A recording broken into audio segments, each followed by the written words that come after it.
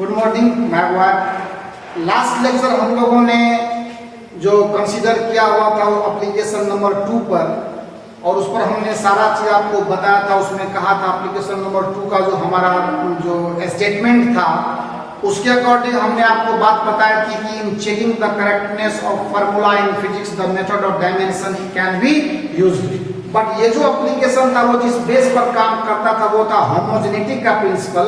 And homogeneity का principle statement देता है कि same type of physical quantity can be added, subtracted and the resultant will be in the from the same family. If velocity में velocity को add करेंगे तो velocity ही result मिलेगा, अगर लेंथ में लेंथ जोड़ेंगे तो लेंथ ही मिलेगा, मास में मास ही ऐड कर सकते हैं, मास ही सब्ट्रैक्ट कर सकते हैं तो रिजल्ट भी मास ही आएगा। वो तो कंफर्म है, ये तो हमारा मैथमेटिक्स भी कहता है, हमारा आइडियोलॉजी भी कहता है। अगर लेंथ में कोई मास जोड़ने या घटाने की बात करता है, एडिशन और सब्ट्रैक्शन की बात करता है, दैट्स इम्पॉसिबल। तो इस पर हम लोगों ने लार्ज स्केल पर काम किया था और उसके कुछ हमने आपको एग्जाम्पल भी दिए थे, कुछ कंक्लूजन भी बताए थे कि कैसे हम लोग फिजिक्स में दिए गए फार्मूला के करेक्टनेस की जांच करते हैं। अगर बाय द वे किसी भी वजह से एक्सप्रेशन हमने गलत लिख दिया है, if we have done something wrong, then we can go through the application number 2 and can be checked out whether the formula is right or wrong। बस इसका दूसरा साइड जो है वो न्यूमेरिकल भी सॉल्व करने के लिए हमारे लिए यूजफुल होता है, और इसके रिगार्डिंग चल करके हम लोग जो है कुछ प्रॉब्लम भी सॉल्व किए थे।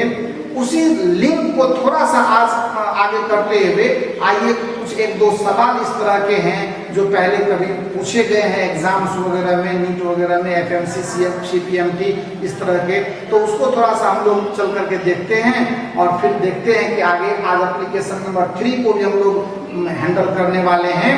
एंड आई थिंक कि आप कंसंट्रेट होकर चीज़ों को देखिए, समझिए और फिर देखिए आगे क्या क्या होता है। लेट अस सी। सबसे पहले हम एक सीबीएसई पीएमटी का क्वेश्चन आपके लिए शेयर कर रहे हैं और एप्लीकेशन नंबर 2 पर बेस है।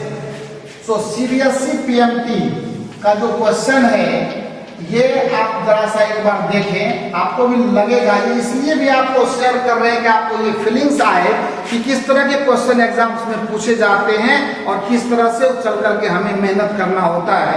एक सिंपल सा क्वेश्चन है, मैं आपको शेयर करता हूं कि द वेलोसिटी, क्वेश्चन है ऐसा कि the velocity of a particle, velocity of a particle depends on time, velocity of a particle depends on time as follows, as follows. हम किस डायरेक्शन में जा रहे हैं इसका सबसे बड़ा प्रूफ हमारा एग्जामिनेशन का क्वेश्चन होता है, वेदर वी आर राइट और wrong. v equal to AT plus B upon T plus C, where A, B, C are constants. So this is the question, are constants, then the dimensions of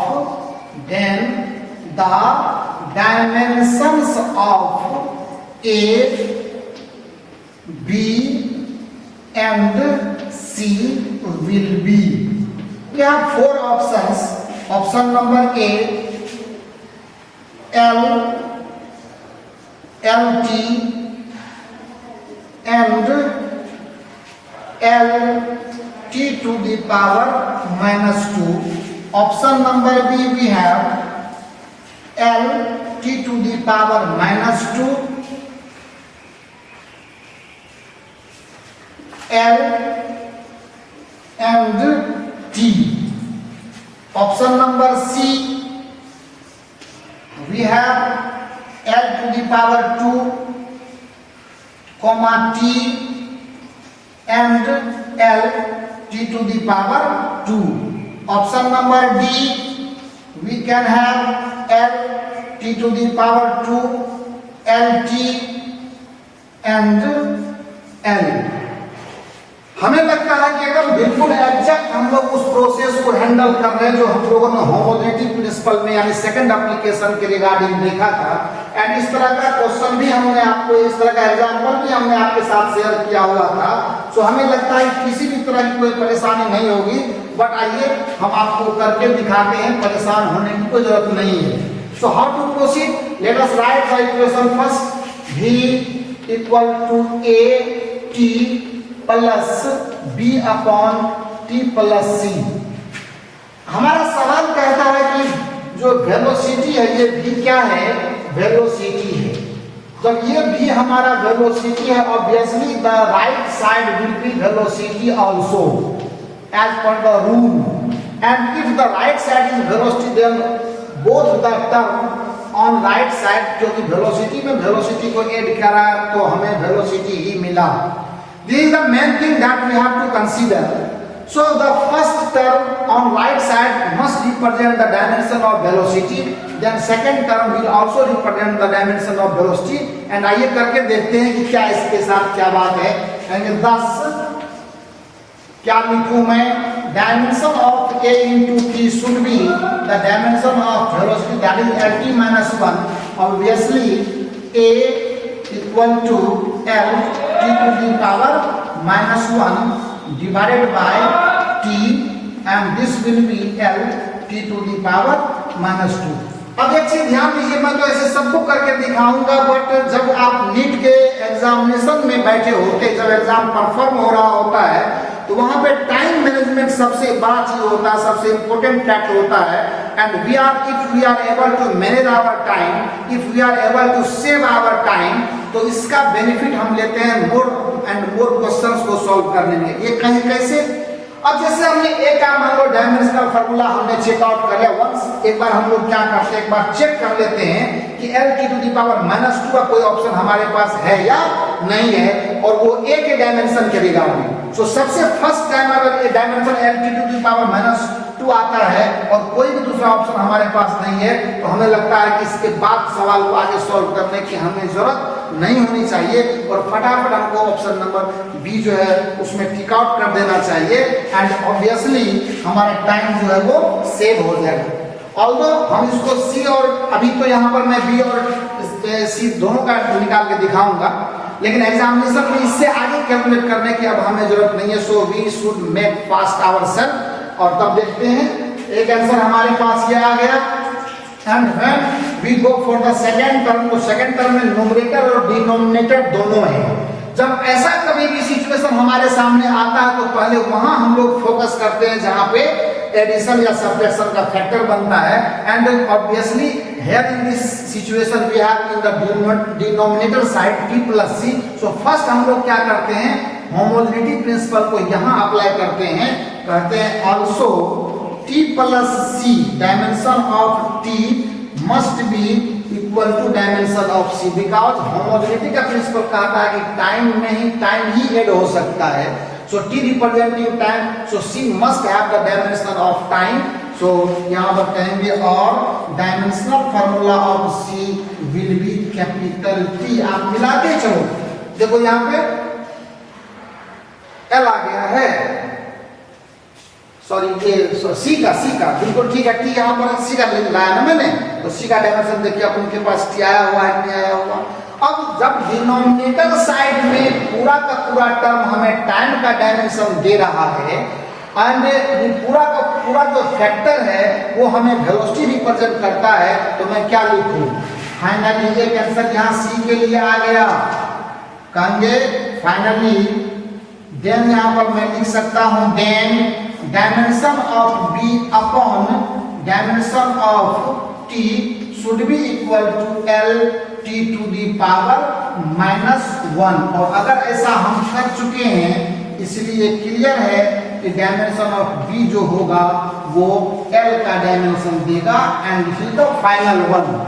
सो एकदम बिल्कुल हम चालाकी के साथ हम लोगों ने इस काम को कर लेना है। देखिए टी यहाँ मल्टीप्लाई होगा, जहाँ प्लस पावर है यहाँ माइनस पावर है, दोनों कैंसिल कर जाएगा, एंड बी का डायमेंशन सिर्फ एल का बच जाएगा। हमने क्या किया, मैंने आपको जो बात बताई कि सिर्फ आपने अगर देख लिया कि यहाँ सिंगल, हाँ अगर इससे ज्यादा ऑप्शन जैसे एक ऑप्शन में और होता L और T टू दी पावर -2 पहला जो A का डायमेंशन है, तो फिर हमको एक स्टेप और लेना पड़ता है, सेकंड जो कांस्टेंट है उसका भी डायमेंशन लेकर के तब हम मिलाते, और फिर हमें थर्ड का डायमेंशन निकालने की जरूरत नहीं होती। तो ये हमेशा हमें देखना होगा, if we are actual aspirant of NEET, then the first thing we have to save our time, और ये हमारे प्रेजेंस ऑफ माइंड से ही पॉसिबल हो पाएगा। So please note down. और पर फिर देखते हैं, एक सवाल हम आपके लिए फिर लाते हैं, और देखिए होमोलैटिक प्रिंसिपल का कितना बेहतरीन एप्लीकेशन है हमारे एग्जामिनेशन के पॉइंट ऑफ व्यू से। एंड बेसिकली आपको बोर्ड एग्जाम्स में भी इस तरह के पूछे जाते हैं कि लॉन्ग टाइप में चले जाएंगे, what are the applications of dimension, या कुछ इस तरह से शॉर्ट आंसर में जाएंगे तो सेकंड एप्लीकेशन का कुछ ऐसा दे देगा करने के लिए। कभी कभी आप ये देखो कि डायमेंशन का मैचिंग भी होता है, ग्रुप ऑफ, जैसे उस पर भी कुछ सवाल हम आपके साथ शेयर करेंगे। तो अभी तो पहले हमारा बेसिकली जो चल रहा है उसको लेकर के चलते हैं, एंड उसके बाद जब ये काम हमारा फाइनल हो जाएगा तब तो आपको वैरायटी ऑफ क्वेश्चन से आपकी मुलाकात करवाएंगे कि किस तरह से एग्जामिनेशन में क्वेश्चन पूछे जाते हैं और कैसे हमें अपने आप को तैयार करना है। And we have to how we have to prepare ourself for JEE NEET, और जो भी चीजें हैं कॉम्पिटिटिव एग्जामिनेशन के लिए, as well as board also. ऐसा नहीं कभी सोचना है कि बोर्ड के लिए हम लोग काम नहीं करते हैं, क्योंकि आपने जान लिया कि नदी से ही चल करके हम समुद्र में पहुंचते हैं। सो बिना बोर्ड का कंसेप्ट लिए हुए, बिना बेसिक का गाइडलाइन को लिए हुए हम लोग ऊपर का काम करने में थोड़ी परेशानी महसूस करेंगे, हमें समझने में थोड़ी कठिनाई हो सकती है। So don't go for any bother and you will be getting the actual जो चीजें आपकी आती है वो आती ही रहेगी, इसमें कोई परेशान होने वाली बात नहीं है।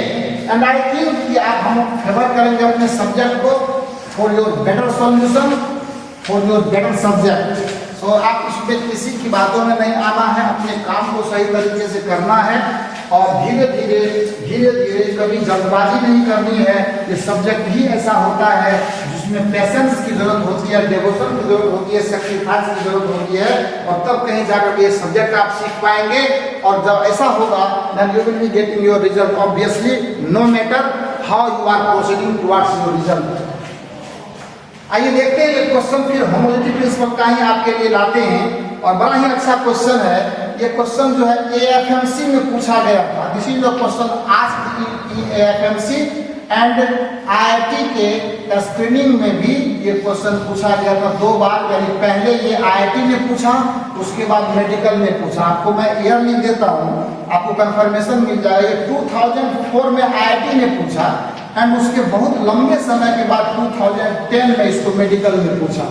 इसलिए हम आपको बार बार ये एडवाइस करते हैं कि if you are interested to get our succession, then IIT के क्वेश्चन बैंक को, खास करके JEE मेन के क्वेश्चन बैंक को आप लोगों को बिल्कुल ही देखना चाहिए, और हम इसमें आपकी मदद करेंगे नो डाउट, लेकिन चलना तो आपकी को ही होगा।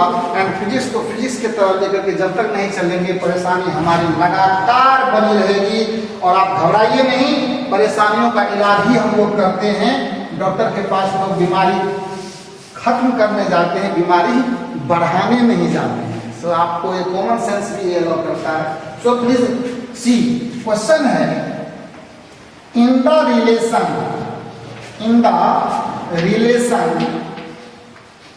ये रिलेशन थोड़ा सा ढंग से देखना है।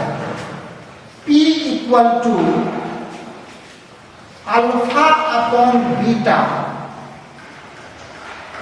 Into E to the power minus alpha z divided by k theta.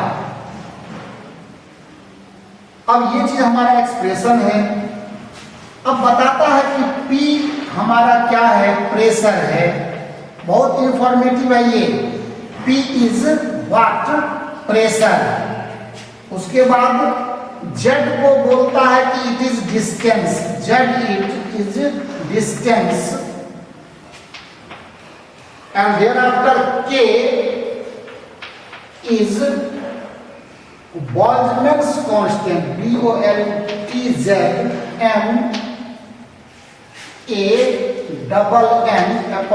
BOLTZMANN S, Boltzmann's constant,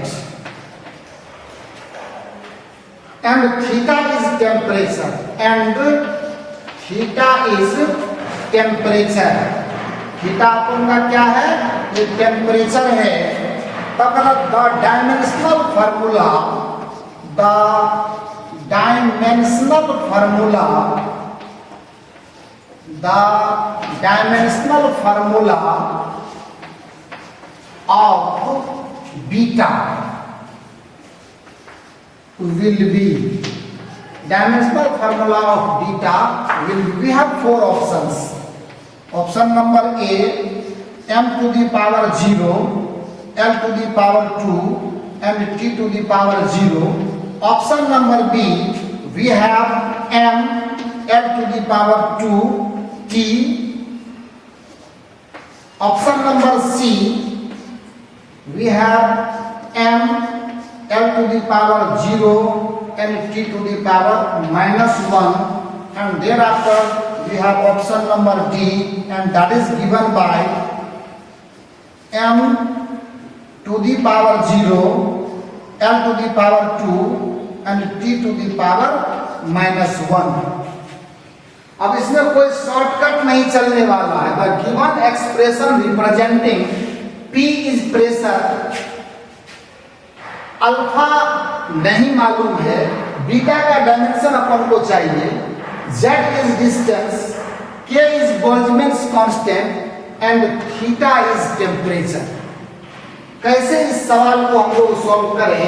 और ऐसा तो आप देख ही रहे हैं कि उसमें हमारी और आपकी कोई बात नहीं है। आपने देखना है कि ये पहले आईआईटी में पूछा, उसके बाद फिर मेडिकल में ये क्वेश्चन पूछा गया। 6 इयर्स का डिफरेंस है, 2004 एंड 2010। तो जनरली ये होता है, जब आईआईटी जिस सवाल को या एआईट्रिपल जिस सवाल को पहले पूछा हुआ होता है, ये नीट को सबसे ज्यादा फेवर करता है। तो मोस्ट ऑफ द क्वेश्चंस आप देखेंगे कि कॉमन होते हैं, जो आईआईटी में पहले पूछा हुआ होता है उसको कहीं ना कहीं रोटेट करवा करके 2-4-5 साल के डिफरेंस में, कभी तो ऐसा भी होता है कि एक ही साल आप देखोगे कि आईआईटी क्वेश्चन को रिपीट कर दिया है नीट ने, तो हमको उस हिसाब से चल करके काम करना होता। चलिए बात नहीं करने का काम यहाँ देखते हैं। गिवन इक्वेशन क्या है हमारा, सॉल्यूशन के तौर पर आप यहाँ देखें, द इक्वेशन इज, जो अपन का इक्वेशन है वो है P equal to alpha upon beta e to the power minus alpha z divided by k theta. अब आप देखना है कि हमें बीटा का डायमेंशन चाहिए, तो एक बात तो कंफर्म है कि ये जो टर्म आप देख रहे हो ये एक्सपोनेंशियल फंक्शन है। ये क्या है, ये जो सेकंड साइड में आप देख रहे हैं ये हमारा क्या है, ये एक्सपोनेंशियल फंक्शन है।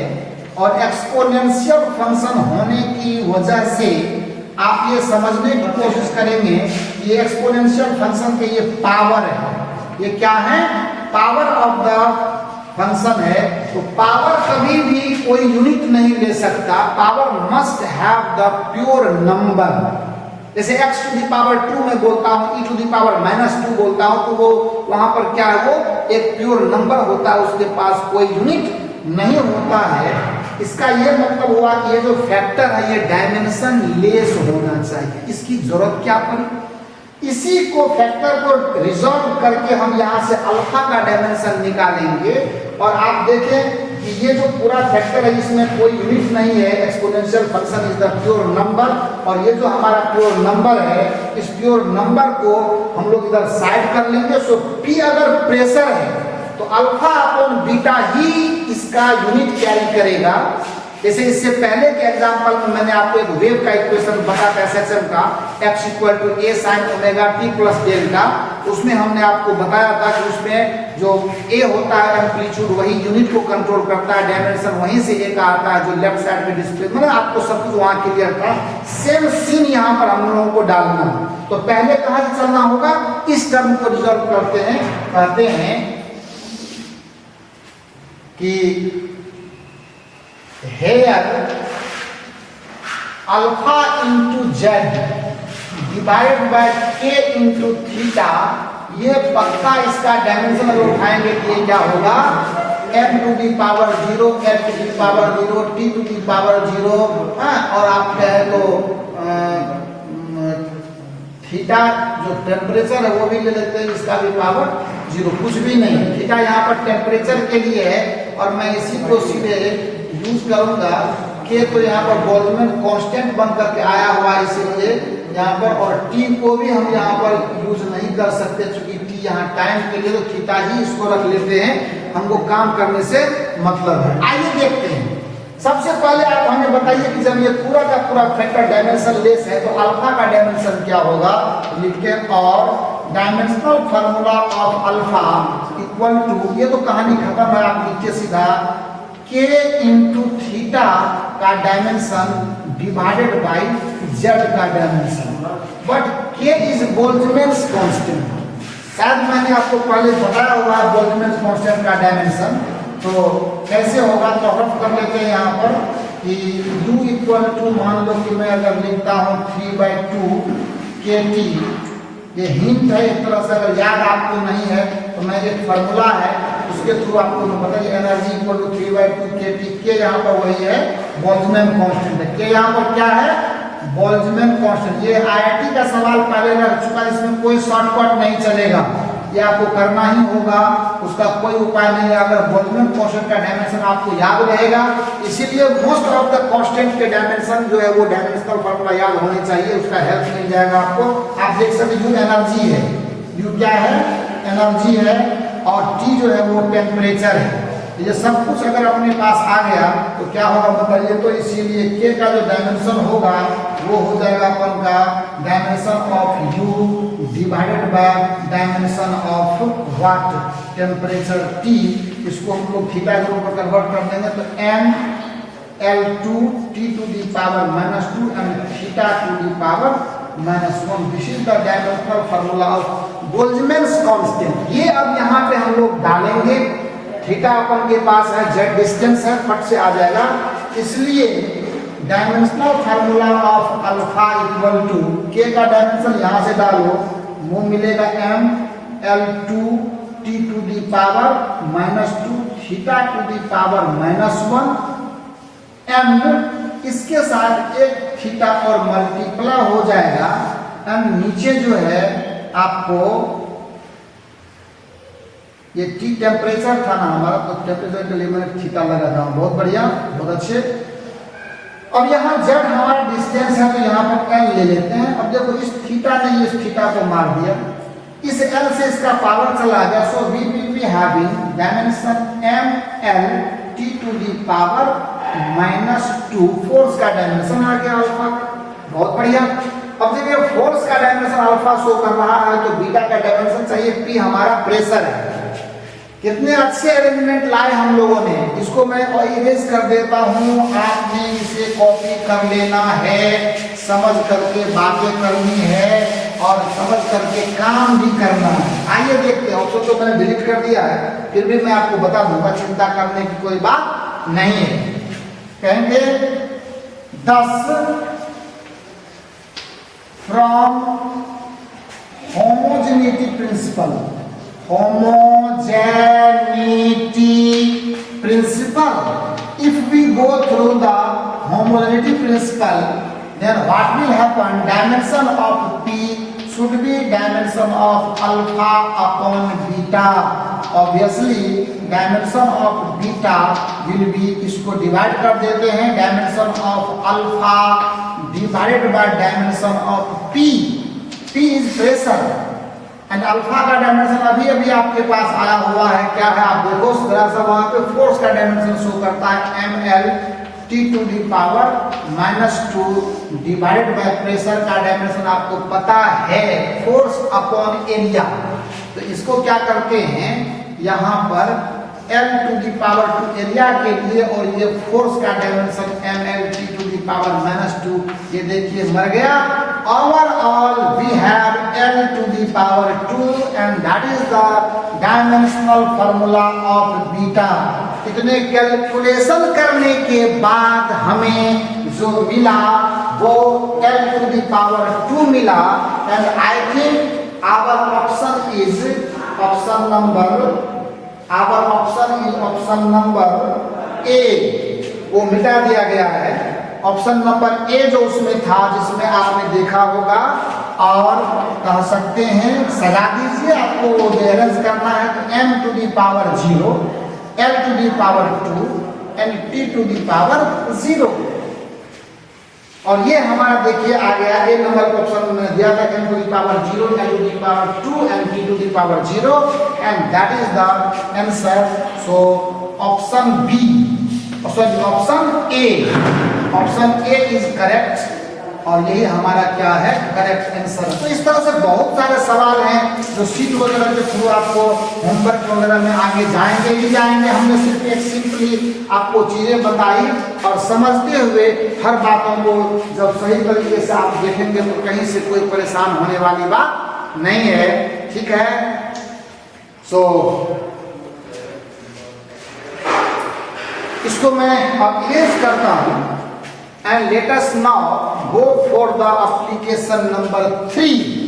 That is also one of the important application as far as dimensional analysis is concerned. So let us see, इसको मैं मिटाऊं अगर आपकी इजाजत हो तो। आप होशियार बच्चे हो, बहुत खाने वाले बच्चे हो, भात ही खाते हो, हमेशा सोते हो, नींद से कभी जगते नहीं, नींद को कभी छोड़ते नहीं।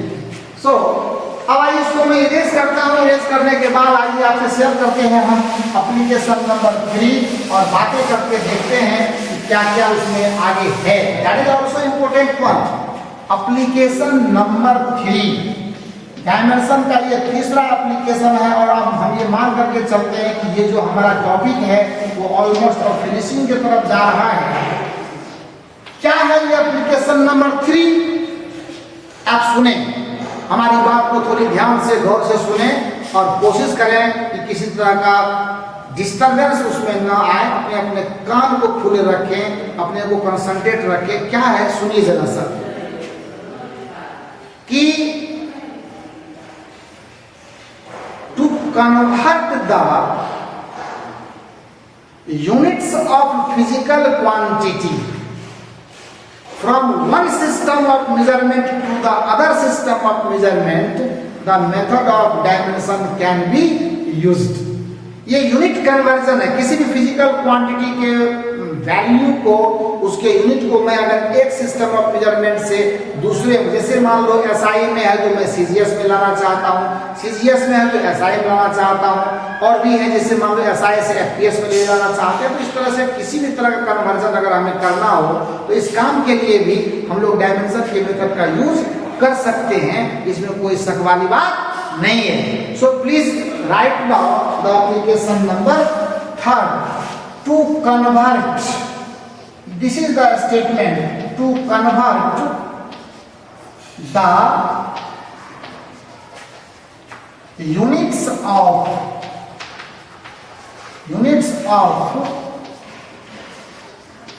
physical quantity from one system of measurement, from one system of measurement to the other. The method of dimension can be used. The method of dimension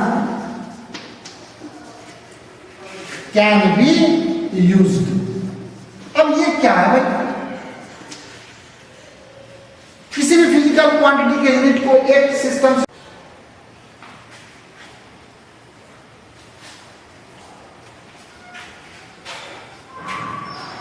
सारा चीज क्लियर है। मैं एक बार फिर से रिपीट कर दूं, इसमें क्या जाता है हमारा? To convert the units of physical quantity from one system of measurement to the other, the method of dimension can be used. This is the statement. और इसी में क्या है कि अब आगे बढ़ते हैं। Actually, the product of numerical value and unit of a physical quantity in any system remains constant. System का मतलब system of measurement. Any system of measurement हम लोग कर सकते थे, कोई बात नहीं है, समझने की बात है। In any system remains constant. That is n into u equal to k. K को मैंने कांस्टेंट माना, सब कुछ तो मैंने आपको बताया दिया क्लियरली। एंड इसके हिसाब से अगर देखा जाए then n will be inversely proportional to u।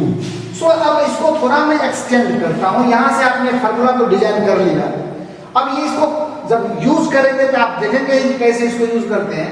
आप ये समझिए कि अगर किसी भी सिस्टम में न्यूमेरिकल वैल्यू ज्यादा है, इसका मतलब यूनिट छोटा होगा। Larger the numerical value of physical quantity smaller will be the unit. जैसे आपको मैं सिंपल सा एग्जांपल देता हूं। सपोज कीजिए 1 मीटर मैं लेंथ का वैल्यू लेता हूं। अगर एग्जाम्पल हम लोग चले तो 1 मीटर हम लेते हैं लेंथ की वैल्यू, और अगर हम 1 मीटर लेंथ की वैल्यू लेते हैं तो वो एसआई सिस्टम का हमारा वैल्यू है। और अगर इसको सीजीएस में हम लेकर के जाएंगे, आपको ये पता है कि मीटर और सेंटीमीटर की अगर हम लोग बात करते हैं तो centimetre is the smaller unit and metre is the larger unit. On the other hand metre is the SI unit and centimeter is the CGS unit of length. So अब आप खुद ये जज करो कि आपके पास अगर 1 मीटर लिख गए तो 1 is the smaller number and unit meter that is larger one.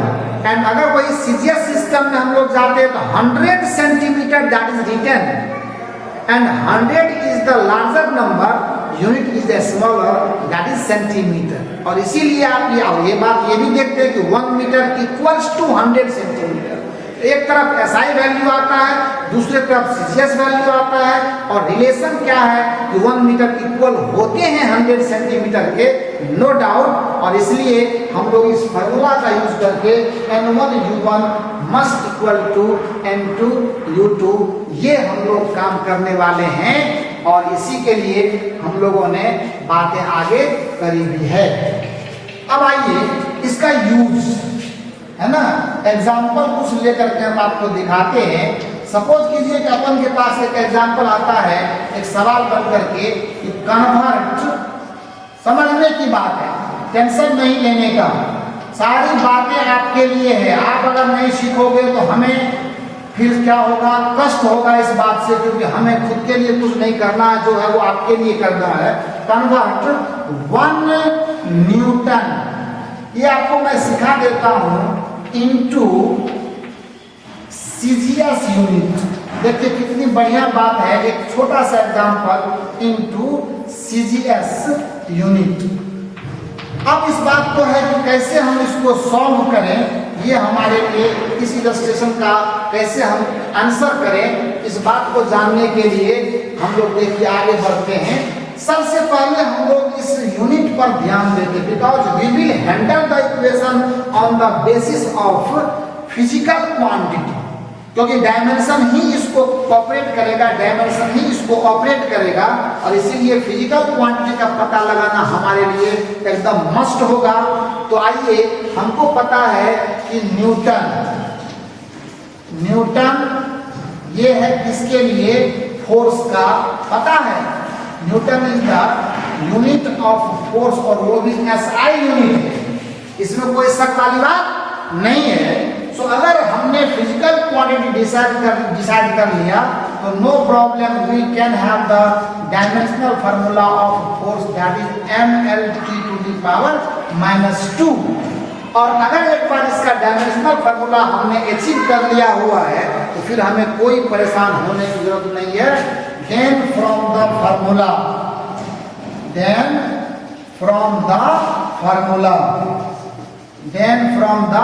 Formula कौन सा, तो n1u1 equal to n2u2।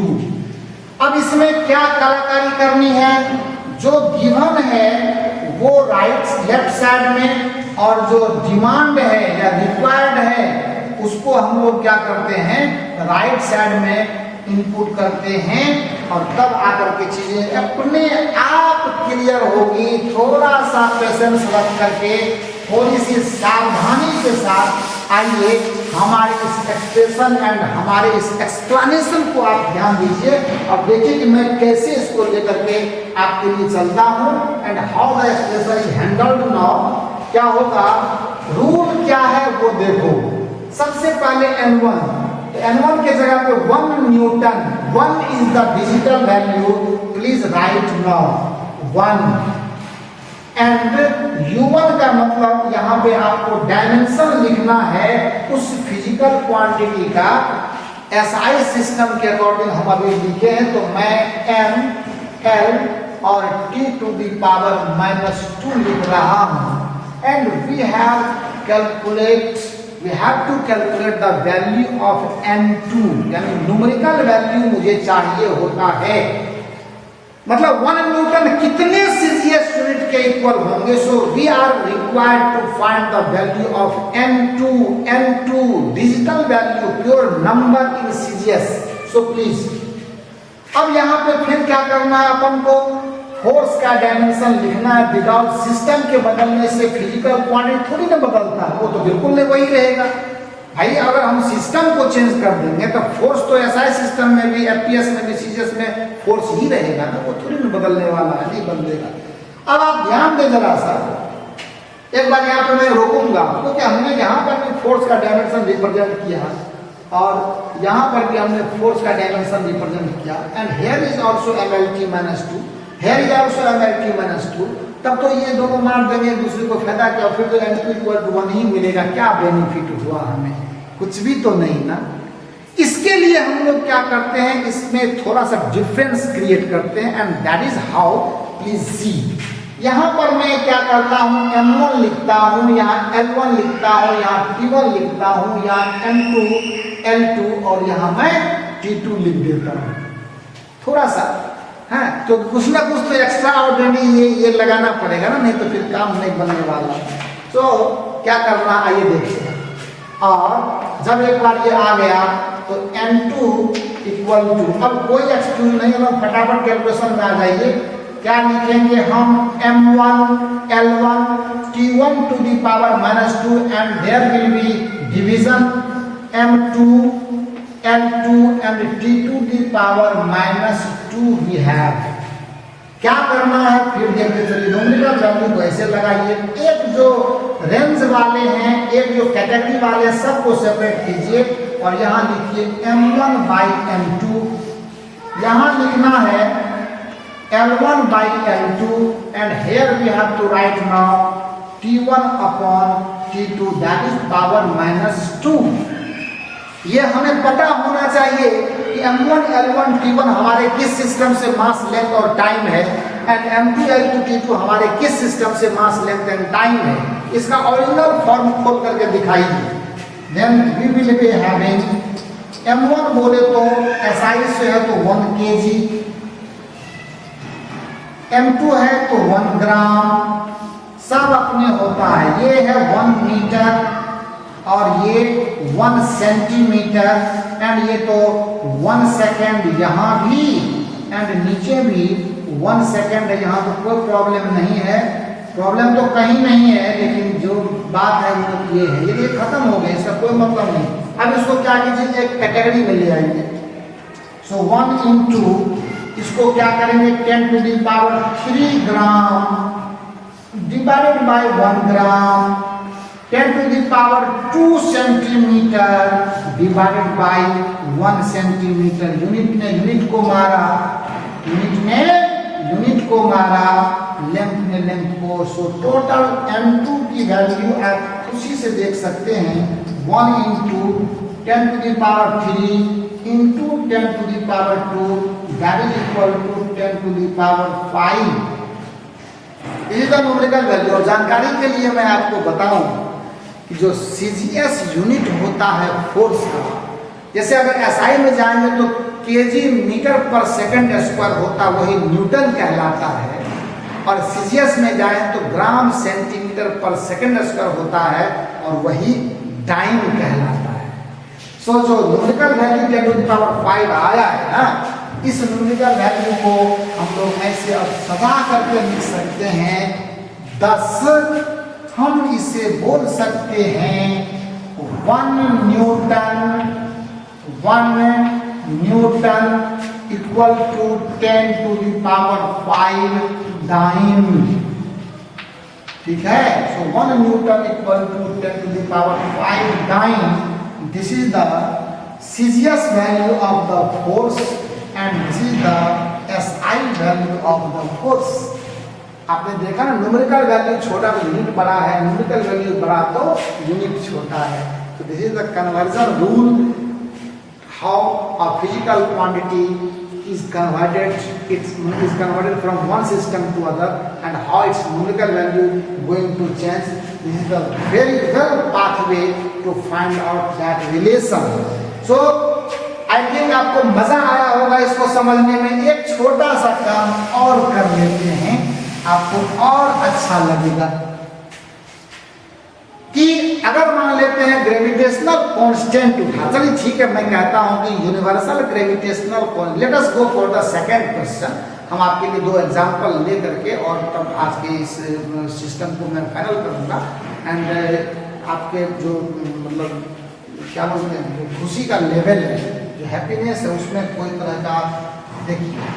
Example number 2, हम उसमें कोई डिस्टर्बेंस क्रिएट करना नहीं चाहते. So the value of universal, the value of G, मैं ऐसे लिख देता हूं, the value of capital G equal to 6.67 into 10 to the power -11 newton metre square पर KG square is found in SI system. No problem, सब हमको पता है. देन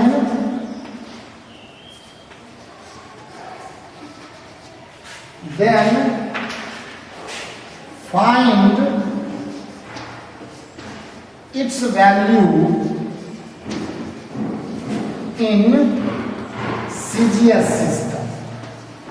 अगर ये क्वेश्चन हमारे सामने है तो बिल्कुल एक ब्रेवो की तरह, बहादुरी की तरह, एक जज्बाती की तरह, एक पैशनिस्ट की तरह, और क्या बोलते हैं वो मैडनेस की तरह, जो हमारे अंदर वो जुनून होना चाहिए, लगेंगे इसको लेकर के आगे. और आइए देखते हैं, काम तो वही करना है. सबसे पहले मैंने कहा कि भाई ये जी है वो यूनिवर्सल ग्रेविटेशनल कांस्टेंट है. सॉल्यूशन अगर देने की बात आती है तो सबसे पहले क्वांटिटी को जस्टिफाई करते हैं. ये मैंने पहले ही बताया है आपको. Here we have G equal to, ये है क्या?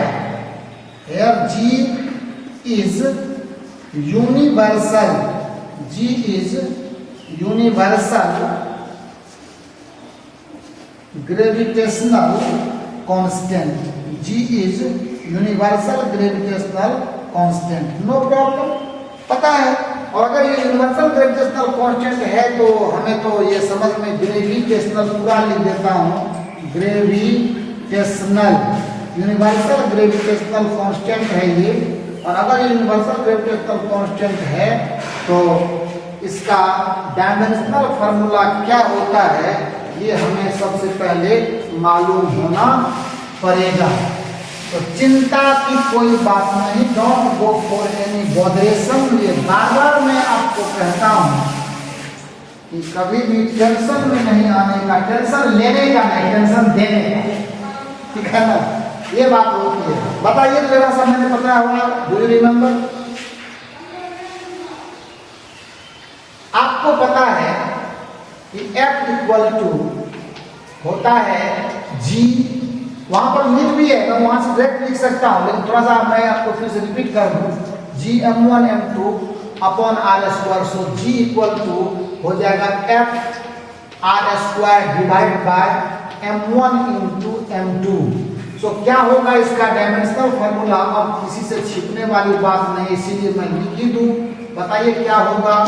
F बोले तो m l t to the power -2 and r is the length square divided by ये हो जाएगा मास पर power 2, because we have the product of 2 point masses in the universal law of gravitation.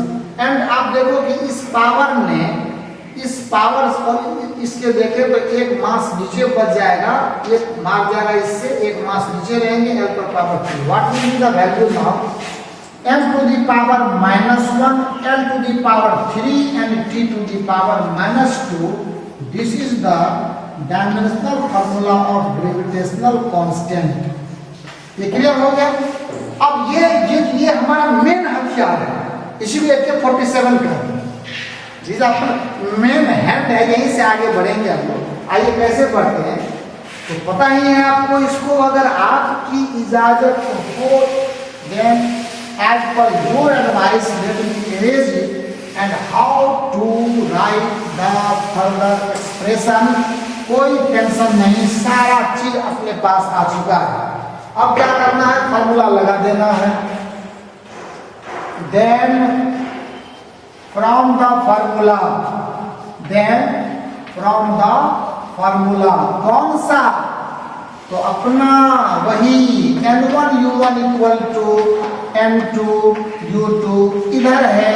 SI जाना है हमें CGS में। Numerical value भी है 6.67 into 10 to the power -11। U बोले तो gravitational constant m to the power -1, l to the power 3, t to the power -2, that equals to n2 is unknown for us and we have to find its value, and once again m to the power -1, l to the power 3 and t to the power -2। फिर वही बात m1 l1 t1, m2 l2 t2। सो यहाँ से we have n2 equal to what, तो 6.67 into 10 to the power -11, and thereafter we will be here m1 to the power -1, l1 to the power 3, t1 to the power -2, that is divided by, here is m2 to the power -1, l2 to the power 3 and t2 to the power -2। वही काम करना है फिर से जो पहले कर रखे थे हम लोगों ने। This is what 10 to the power -11।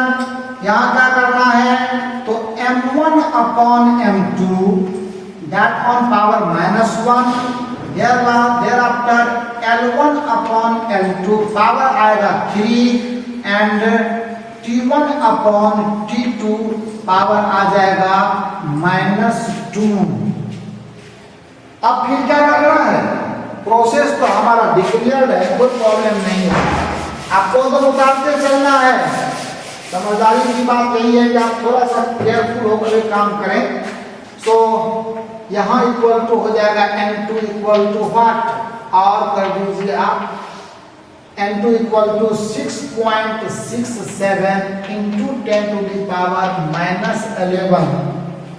यहाँ पर मैंने वही बात कही थी, क्या करना है, तो 1 kg divided by 1 gram to the power -1। यहाँ क्या करना है, तो 1 metre divided by 1 centimetre on power 3, and ये तो t वाला टर्म खत्म हो जाएगा, इसमें तो सेकंड ही सेकंड है, हटाइए उसको।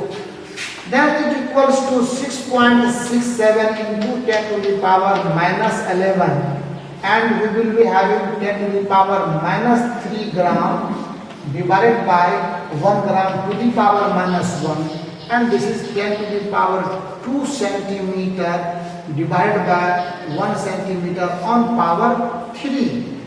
So ग्राम से ग्राम गया, सेंटीमीटर से सेंटीमीटर गया। Final result is in your hand now.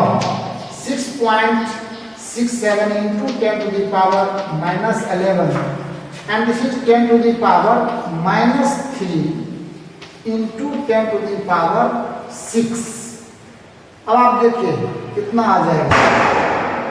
This is equal to 6.67 into 10 to the power 14 आ गया माइनस में, और ये 6 है प्लस में, तो कितना हो जाएगा बता दीजिए। 10 to the power -8, and this is the answer। And I hope you all have understood। 2 example भी लिए हमने, सारा काम भी करके दिया एप्लीकेशन 3 में, और इसके बाद अब जो भी ओरिएंटेशन आएंगे इसका तो बहुत यूज होता है, बहुत बेहतरीन है। और न्यूमेरिकल के लिए जो भी स्टेप्स आएंगे सब पर हम लोग काम करेंगे। पहले आप इसको अपडेट कर लेना, सही तरीके से सीख लेना, समझ लेना, तब इसके एक्सटेंडेड प्रॉब्लम्स पर हम लोग बात करेंगे। वो आज नहीं, अब नेक्स्ट लेक्चर जो एप्लीकेशन नंबर पहले 4 लेते हैं या इस पर सर्च करके कुछ और सवाल ले आएंगे और लाने के बाद जो भी जैसा होगा देखेंगे। लेकिन अभी जो है अब लास्ट एप्लीकेशन बहुत ही हेल्पफुल है, उस पर lot of problems can be arise, बहुत इंटरेस्टिंग है। सो उसके लिए आप अपने आप को तैयार करके रखिए और जो भी सब्जेक्ट्स आपके पास अब तक गए हुए हैं उसको बार बार रिवाइज करते रहो and you will be getting the better result. I hope and God bless you. Thank you.